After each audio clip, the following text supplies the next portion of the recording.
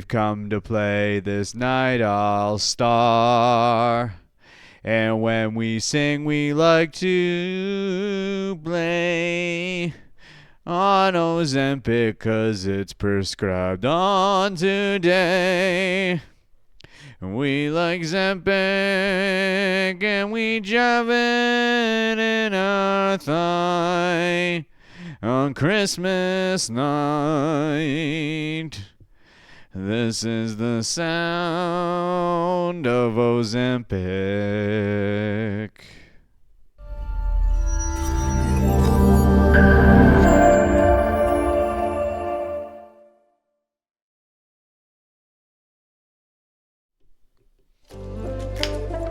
I don't know what episode we're on. I don't know. Welcome to the DynamiteGizmo Podcast, everyone. Episode 265. Holy fucking shit. Oh my fucking god. Oh my fuck you. Oh my fucking fuck, dude. 265. Let's crank it. Ready?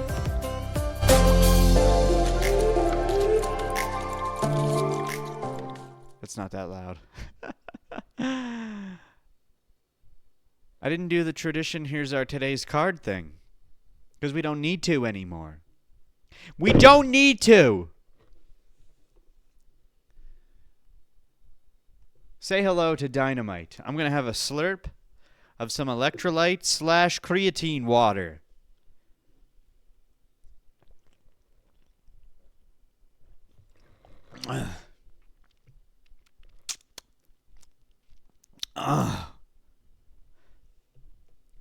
Hey, that's pretty good. Hey, man, that's pretty good. I don't think that's actually Ian's son.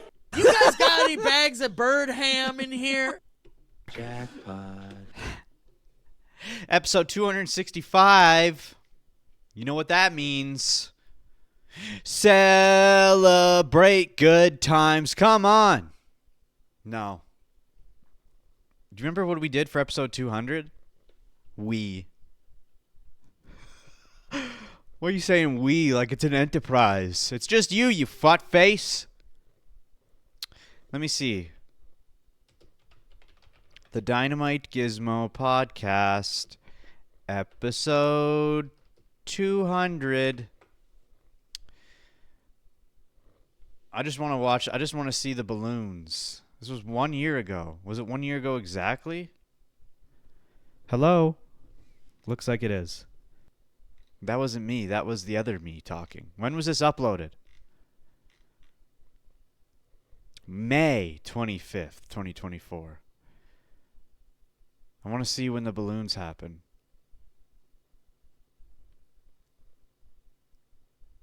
Here it is. You guys want to see balloons? People? Oh shit. This was episode 200. It's 200. Welcome to the DynamiteGizmo Podcast, everyone. Episode 200. 200. Yeah. Oh my god, it makes me want to puke just watching it. We're getting off track here, dude. Get back on the fucking train. We gotta talk about UFC, dude. I've been gone for a week. I didn't do an episode last week, and I'm a bit rusty. You take one episode off, and the rust is built right back up, dude. You gotta stay consistent every week, or you're gonna be fucking rusty. And I got rusted, dude. But not completely. Let's get into it, okay? It feels weird to take the week off. I gotta be honest. You can't. If you're going to do something every week for years on end, don't stop. Because if you stop once, it fucks up the whole momentum. But everyone needs a little break at the same time, okay? You got to recharge. It did feel good to take a break, not going to lie. And while I was gone, we got to see Dillon Danis get himself a win in MMA. And he got the light heavyweight title in Misfits Boxing. And why are we all pretending like Misfits Boxing is like a legit organization? It's kind of baloney, isn't it? It's not established yet. And the guy Danis beat has never fucking fought MMA in his entire life. He's never even trained it, and he's only had 5 boxing matches, which we'll talk about it later. Tony Ferguson also broke his 8-fight losing streak, got a nice win. Craig Jones put Chael Sonnen to sleep twice, apparently. Don't know why it was twice. So there was some pretty good shit this weekend, but I didn't get to see any of it. And by the way, KSI 100% scared of Dillon Danis. You cannot prove to me otherwise. He's 100% scared of Dillon Danis. He's scared of him. Anyway, today's episode, we're going to talk about the middleweight division. We're going to talk about the upcoming fights this weekend in Paris, France. But before we do, which I almost forgot, and I almost forget every episode. Well, I usually do forget every episode. I exported it. Okay, let me do it this way. I need to talk about my fight prediction sheets. I make these every single UFC card, fight night or main number event. I used to only make them for the main number events and some fight nights, but nowadays I make them for every single motherfucking card. So you better appreciate these people, because they're free, and the link is available in the description. And what is a fight prediction sheet? Well, it's got every bout on the card, okay? From the prelims all the way up to the main event. Why don't we go ahead and zoom in to one of these? Let's zoom into Patricio and Kita, okay? 2 former champs in other divisions. I can't zoom in. Actually, let's go to the middle. Just make this a little more Krispy Kreme. Oki versus Jones, okay? It's got the number in which the fight happens right here. It's got the weight class bout. It's got their last names. It's got their Vegas betting odds. It's got their fight records on the side. It's got their nickname. It's got their country of origin, their country flags, their ranking. These are all check boxes, people, okay? You check off vote for the person you want to vote for. You check off win for the person you want to win. If the fight ends in a draw or anything else, that is when you use this checkbox and check it off. A lot of people are getting confused and saying to me, why would I vote for the fight to end in a draw? You don't! You don't vote for the fight to end in a draw. The draw checkbox is there in case the fight actually ends in a draw. You fucking morons. If the fight actually ends in a draw, then you check this off. Okay, you stupid idiots. And, you could write your name. Hold on. You can write your name at the bottom. And then right here, you can put your total at a 14. See how well you did. It's kind of fun. Print off of 16 copies, invite 16 friends over, and hand them out. And even if they don't know shit about UFC, at least this gives them a little bit of an advantage to make a bet on who they think is going to win based off the fight records and betting odds and all that shit. It's fun, dude. Print them off. I'm telling you, you're going to have a good time. And this is a good card to do it on. This is a great card, okay? It's a fight night, but it's a great fight night. Now let's jump into the first topic of today. Actually, let's not. Let's not, okay? There were some last-minute changes to this card, by the way. Zaim versus Fernandes, the lightweight bout is off, but Harry Hardwick is stepping in, which we're going to talk about that motherfucker later. But Zaim had to pull out due to a family tragedy. Grandma passed, R.I.P.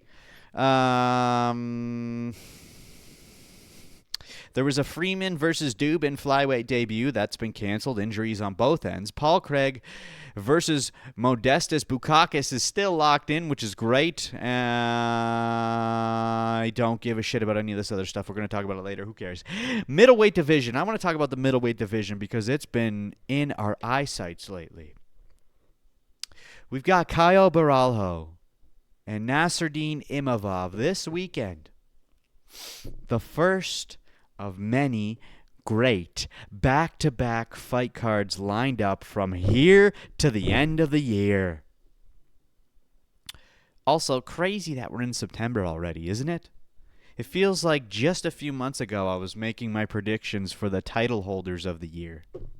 which, by the way, we will be doing it. We will be doing that again after the final main number event in December. But let's get back to the subject at hand, which is the middleweight division.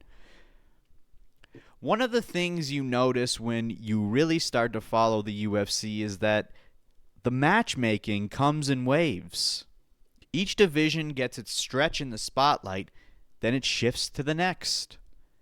Take earlier this year, for example. Welterweight was the talk of the town, baby.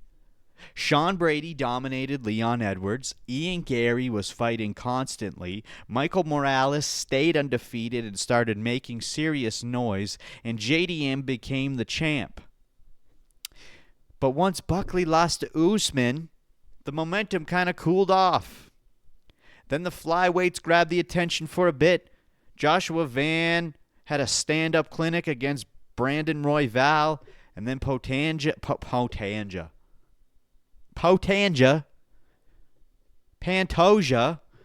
kept his streak alive.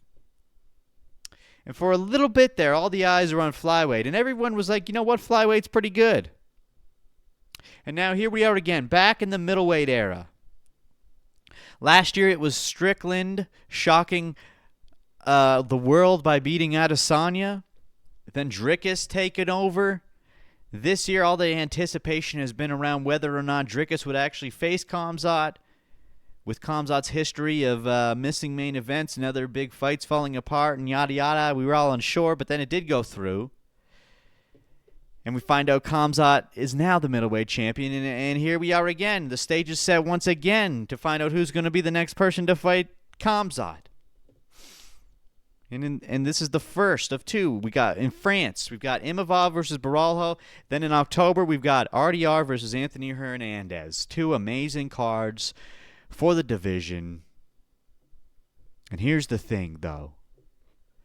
I don't think any of these four guys are getting past Khamzat.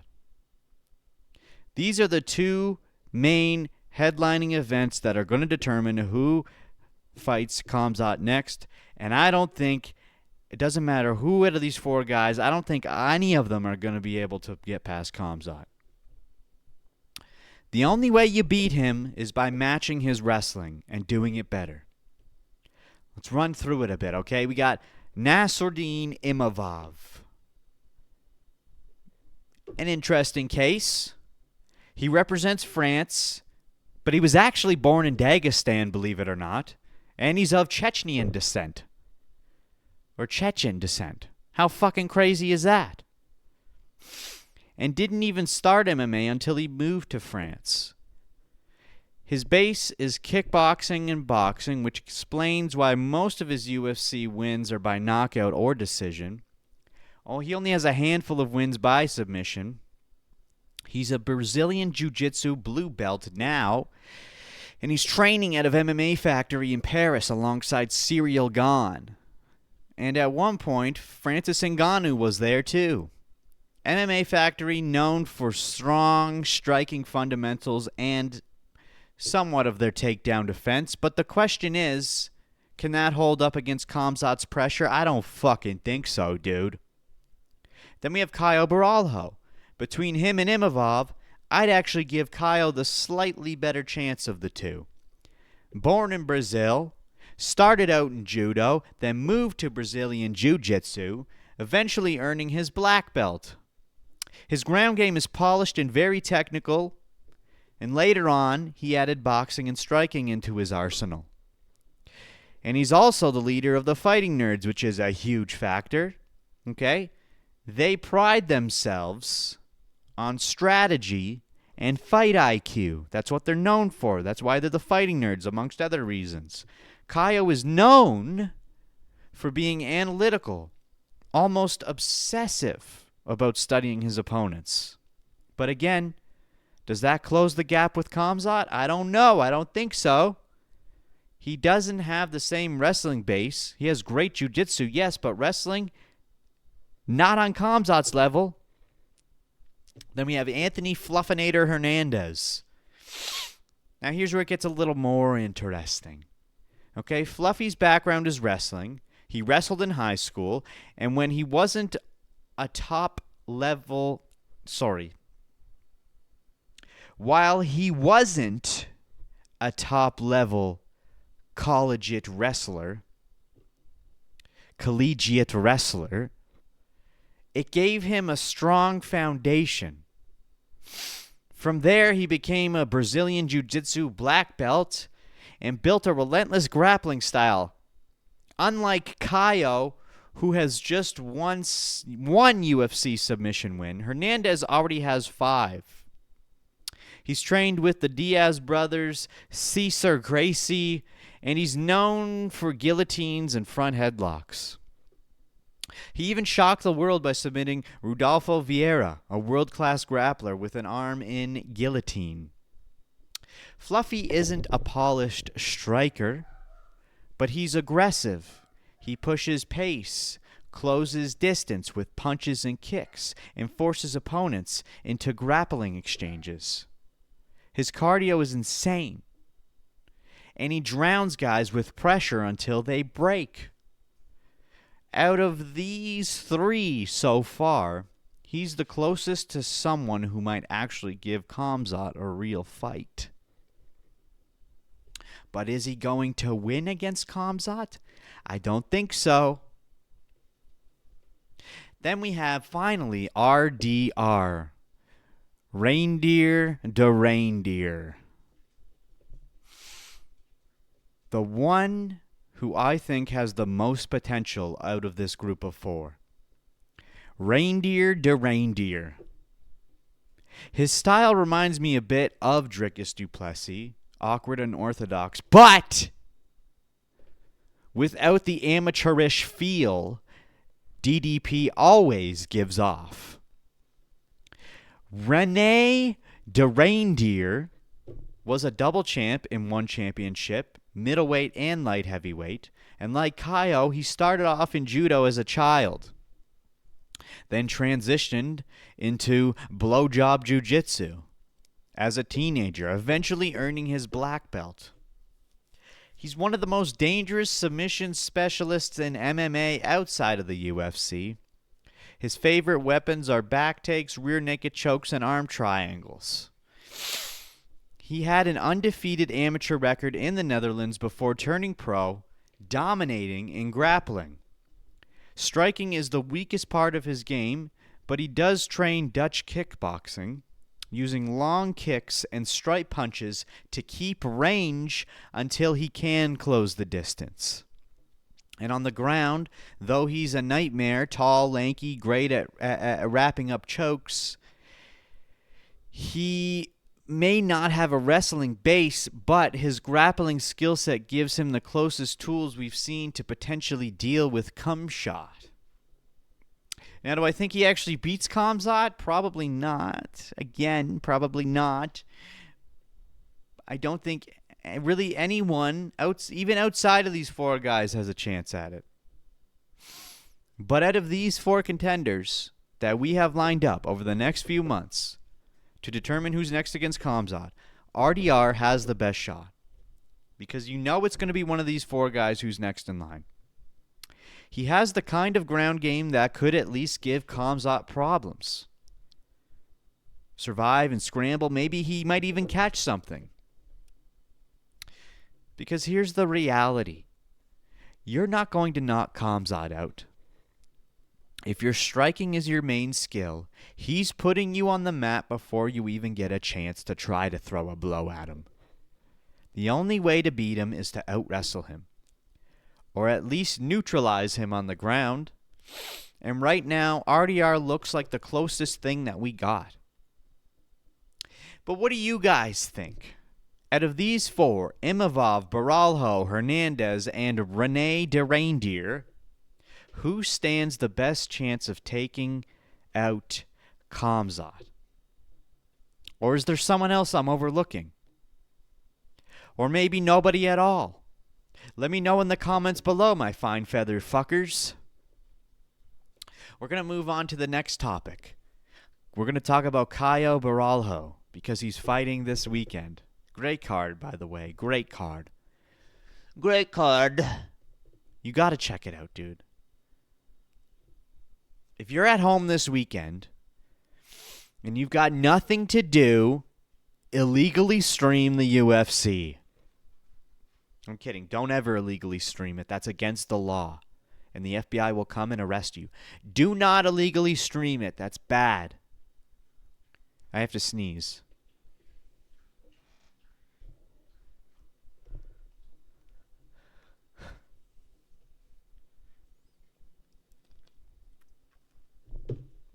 I'm living in a world of cookies and cream.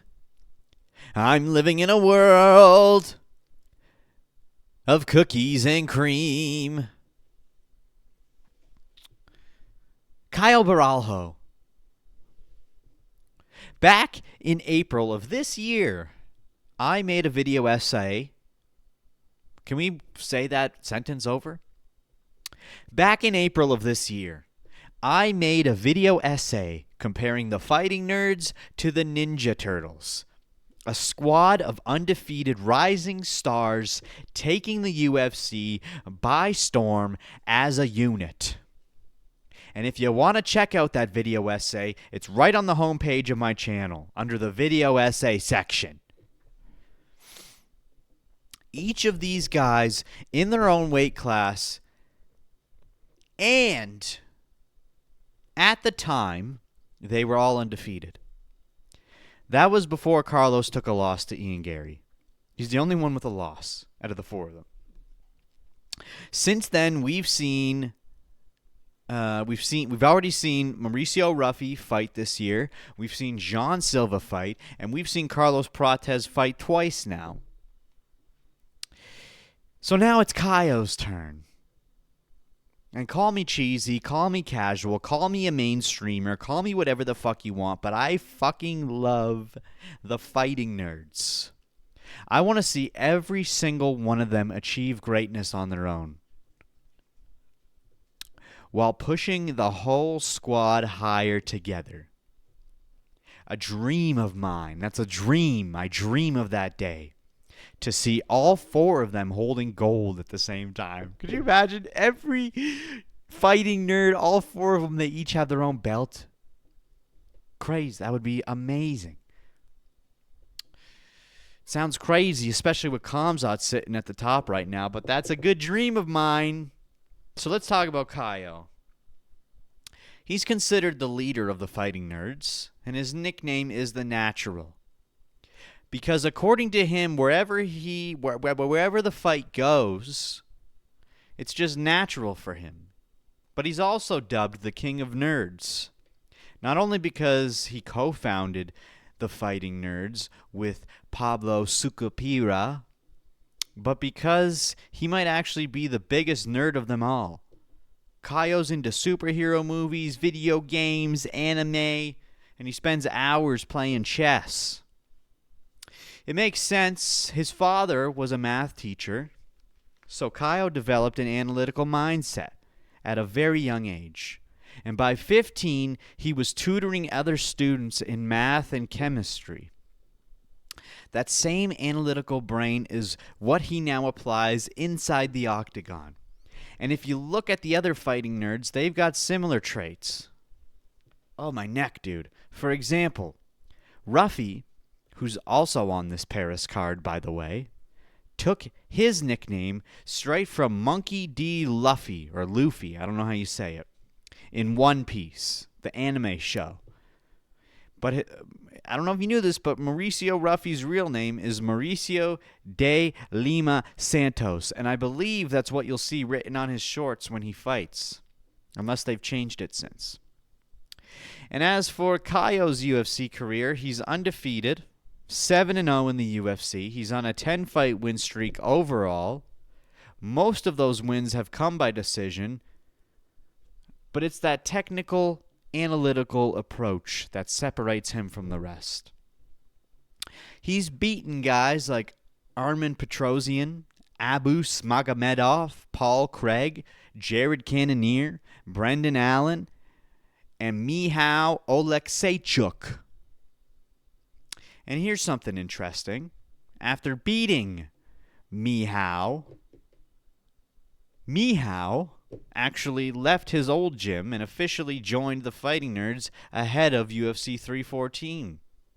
And at that point, Michał was on a 3-fight losing streak. And since he made the move to the Fighting Nerds, Michał has fought twice with the Nerds at his back, and he has won both times. If you're new to the sport, but you've enjoyed watching the other Fighting Nerds do their thing this year, then this is definitely a card worth tuning in for. Complete the collection by seeing the leader, Caio Borralho. Okay, you gotta see what he's capable of as well. But here's the thing, okay? Here's something to consider. Caio cannot afford to just win by decision, as he normally does. He needs to deliver something spectacular. A knockout, a sick-ass submission, or at least a fight that is so exciting that the fans are on their feet and going bananas, even if it does go the distance. Because like I said earlier, this main event is in direct competition with RDR versus Hernandez to see who gets the next middleweight title shot. And if Caio goes out there and just grinds to a slow decision, even if he wins, it won't be enough. And I honestly think the UFC will lean towards the winner of RDR versus Hernandez, if that's the case, because we already know that that fight is going to be fireworks no matter what. Both of those guys just don't know how to be boring. So Caio needs this win. He needs it not just for himself, but for the Fighting Nerds. He needs to keep it to their collective... He needs to keep the collective momentum alive. They need to keep winning, dude. And he needs it to prove he belongs in the conversation with the elites at the middleweight division. So, Caio, don't just go out there and go for the win by decision, man. Make it exciting. Put on a show. You guys are the superstars of the UFC now. Whether you want to or not, you don't have a choice. So let me ask you, audience, are you a fan of the Fighting Nerds and hoping Caio takes the win? And if he does, will his performance be strong enough to secure a shot at the UFC title? You gotta let me know in the comments, dude. I'm relying on you to comment on this video right fucking now. And now we're gonna jump into our final segment of the day. I don't think that's actually in sun. Harry motherfucking Hardwick. Oh, I love this dude. I've been following the Hardwick brothers for quite a while now. George Hardwick, Harry Hardwick. George Hardwick was the former lightweight champion in Cage Warriors. And Harry was the reigning featherweight champion right up until 4 days ago. He just announced that he's vacating his title and stepping into the UFC for his debut this weekend. And his opponent is Kaue Fernandes, who was originally scheduled to fight Faris Zayam, but sadly Zayam had to withdraw due to the passing of his grandmother. R.I.P. in peace. But with the darkness comes some light. And that light is Harry Hardwick. Oh yeah, baby. Oh yeah. Oh yeah. Now George is the younger brother between the two of them. And he was actually the one who had a shot at the UFC first back in 2023. Both brothers found MMA in a kind of a unique way.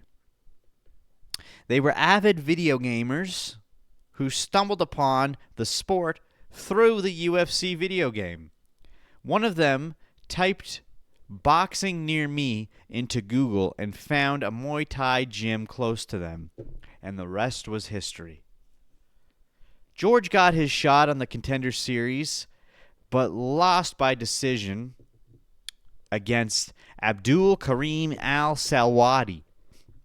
He didn't vacate his belt at Cage Warriors, though, so he went back to Cage Warriors, defended it a third time against Christian Iorga, and then eventually lost it to Samuel Silva.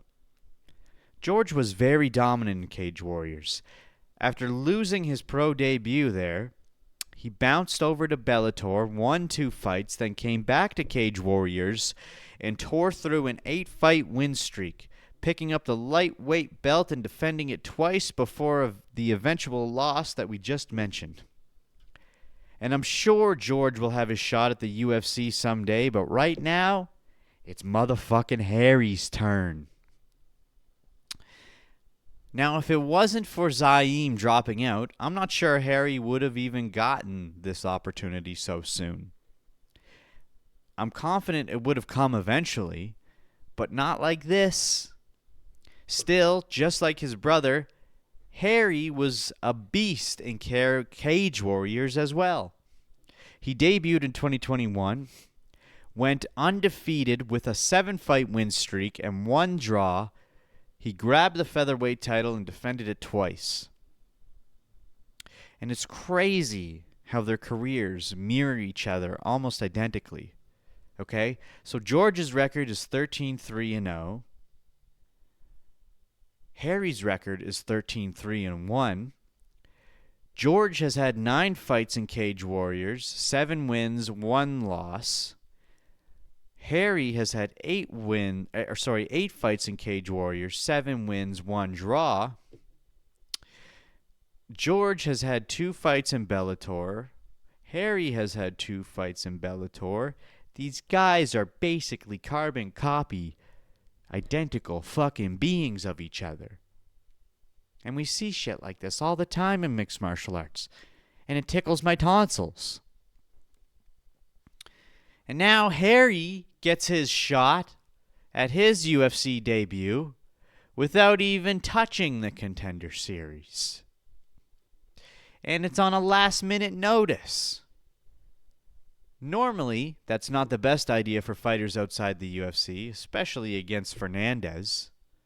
But the thing is, Fernandes is still fairly fresh in the UFC. If Harry pulls this off, it's going to be huge for him. A perfect way to launch his career on the big stage. And if this fight hits the mat when it does happen, Harry could have the edge. They call him Houdini for a reason, okay? That's his nickname, Houdini. His ability to slip out of bad spots and turn scrambles into his advantage is his trademark. Harry's still fairly young, 30 years old, and George is 28. And honestly, until I did research for this episode, I thought George was the younger of the 2 brothers. I thought George was the older of the 2 brothers. But turns out that's not the case. Anyway, but here's the bottom line. You're going to have to root for Harry in this one. Harry is our boy, okay? Let's watch him rise, and sooner or later, I believe him and his brother will be in the UFC together. The Hardwick brothers will conquer this sport. You have no choice. You have to vote for Harry. I don't give a fuck. You don't have to bet money on him, but you have to want him to win. Do not vote for Hernandez. Do not vote for Fernandez. Do not vote for Fernandez. Do not vote for Fernandez. Do not vote for Fernandez. You hear me? It's Harry or nothing. So let me ask you, my fine fucking feathered fucks. Do you know about the Hardwick bros? Did you know about the Hardwick bros before Harry's UFC debut announcement? And if so, what do you think of these boys? Don't tell me you hate them, because I don't want to hear it. You can't hate the Hardwicks. They're amazing. Okay, some other little things we're going to touch on. Just a few little free ball topics that I've got here. This fight this weekend is in Paris, France. Paris, France is known for having one of, if not the best, audience in the entire sport of UFC. Every UFC event that's held in Paris, France, the crowd is so good. So good. It's like they're so loud, and they have these chants, and it's amazing to listen to them. They're so loud that the fighters in the octagon can't even hear their coaches trying to coach them. It's wonderful. That's just another cherry on top of this cake that you have something to look forward to with this card. How far into this bitch are we? 35 minutes, making good time. I almost said the N-word. But some other fights on this card you should look out for are Andreas Gustafsson versus Renat Fakhretdinov. That's going to be a banger. Pitbull versus Lucien Kita. Okay, this guy's coming over. There's 4 debuts on this card, all former champs. One of them was a double champ. It's in other European organizations. It's crazy, okay? We also got Bukaki versus Paul Craig. And, of course, the co-main, Saint-Denis versus Rufi. Oh, man. Just a great card. I also kind of wanted to touch on Dillon Danis's win, which I think I already kind of covered it, but let's just quickly scump over it, okay? Dillon Danis's win was good, but it wasn't that good, and it wasn't worth creaming our khakis over, okay? He won over Warren Spencer. That guy has only ever fought in boxing, and he's only had 5 total fights in his boxing career, and he's only won 2 of them. His first 3 fights in boxing were all exhibition matches. Exhibition matches. So he's technically only 1-0 in boxing alone. It was kind of a given that Danis was going to win this MMA match. Warren Spencer has 0 MMA training. He even made that very clear when Ariel Helwani snuck him into the interview that he was having with Dillon Danis. Now, mind you, with that being said, I'm still a fan of Dillon Danis, and I want him to succeed, and I would love to see him in the UFC or PFL or some proper MMA organization other than Misfits. But who knows if that'll ever happen.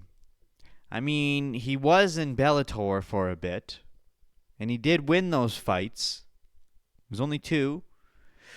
So I don't think it's fair that he's boasting this much about himself when he still really has yet to prove what he's capable of. We all know he's a world-class jiu-jitsu artist, but he hasn't fought anyone worth watching yet. And will he get there? I don't know, but I hope so. And with that being said, that's it for this episode of the Dynamite Gizmo Podcast. I really hope you enjoyed it, but you might not have. It's up to you to decide. Only you can make the decision on whether or not you enjoyed something. Like, comment, subscribe, hit the bell, do all that shit. Or don't. Actually, you know what? Don't do it. Forget about it.